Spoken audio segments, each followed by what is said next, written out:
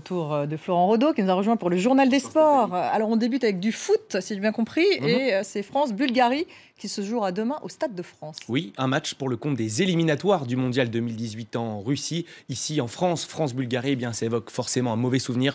Tout le monde se souvient de ce but d'Emile Kostadinos le 17 novembre 1993 qui prive les Bleus de la Coupe du Monde 1994 aux États-Unis. Ce jeudi en conférence de presse, Didier Deschamps n'a pas souhaité évoquer cet épisode, mais il a donné plus d'indications sur le 11 qui pourrait débuter demain. Alors pas de MSN, pas de BBC, mais là, De Gea, Gamero et Griezmann à la pointe de l'attaque de l'équipe de France. C'est l'hypothèse qui se dessine aujourd'hui. Les deux joueurs à la complicité évidente depuis le début de la saison dans leur club de l'Atlético Madrid. La France se joue demain à Saint-Denis, mais les éliminatoires débutent dès ce soir. 9 matchs sont au programme de cette belle soirée de football. Vous allez les découvrir en tableau. Énorme affiche dans le groupe G. L'Italie reçoit l'Espagne, deux équipes victorieuses lors de la première journée. On notera également un alléchant Autriche, Pays de Galles dans le groupe D. Dans le groupe I, la Croatie, la Turquie et l'Islande sont sur le pont après leur match initial. Des rencontres à suivre à partir de 20h45, heure de Paris. On l'a dit, demain ce sera donc France-Bulgarie au Stade de France. Pas de choc en perspective demain.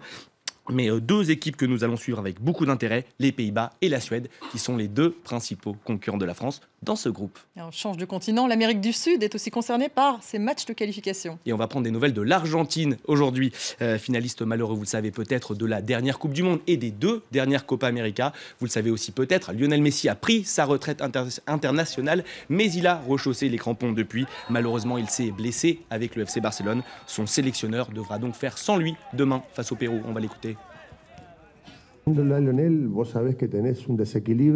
Quand vous avez Lionel Messi, vous savez qu'il peut créer le déséquilibre. C'est le meilleur du monde pour ça. On ne trouve pas des joueurs comme ça partout.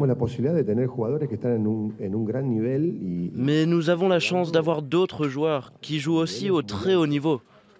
Donc ce qui m'importe au final, c'est que l'équipe fonctionne bien. Et du tennis à Tokyo, au Japon. Ouais, un duel franco-français entre Gaël Monfils et Gilles Simon pour le compte des huitièmes de finale de ce tournoi japonais. Une victoire en 2-7 pour Gaël Monfils qui s'impose 6-1, 6-4. Le premier set est une formalité pour le Parisien qui ne laisse aucune miette à son compatriote. Mais au milieu du deuxième set, vous allez le voir à l'antenne, Gaël Monfils se blesse légèrement à la cheville. Un mauvais appui, on va le découvrir tout de suite après ce service. Un mauvais appui qui fait craindre le pire pour le Parisien, surtout qu'il est mené 4-1 à ce moment-là du match. Mais c'est paradoxalement à ce moment-là qu'il entame sa remontée et enfile 5 jeux d'affilée. Gaël Monfils qualifié donc pour les quarts de finale de l'Open de Tokyo. À noter également, Stéphanie, les qualifications de Nick Kyrgios, Ivo Karlovic et Gilles Muller pour les quarts de finale de ce tournoi de Tokyo. Et toujours chez les hommes, on joue également à Pékin, en Chine cette fois. Exactement, le tournoi chinois a offert une grande surprise aujourd'hui puisque Lucas Pouille, révélation de cette saison 2016, a été éliminé. Une défaite face à Grigor Dimitrov en 3-7, 6-7, 7-6 et 6-4 pour le Bulgare. Le premier tie-break a donc été remporté par le Français, mais dans le deuxième, ça se passe beaucoup moins bien. Vous voyez ce point décisif dans le deuxième set. Dimitrov qui fait un passing magnifique et qui remporte ce deuxième set donc. Dans le troisième, les débats s'équilibrent, mais à l'image de ce point, c'est Grigor Dimitrov qui s'impose dans un match extrêmement disputé. Et on reste dans la capitale chinoise où se déroule également un tournoi féminin. Beaucoup de tennis aujourd'hui. Là aussi, une énorme surprise avec l'élimination d'Angélique Kerber, la numéro 1 mondiale allemande. Elle a été battue par l'Ukrainienne Elina Svitolina, seulement tête de série numéro 16 de ce tournoi. 6-3, 7-5, 2 petits sets et puis il s'en va. Strappé à la cuisse droite, Kerber est apparu évidemment diminué sur le court.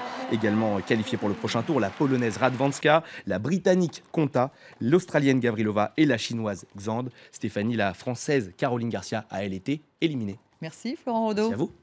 Et restez avec nous, on se retrouve juste après une courte pause.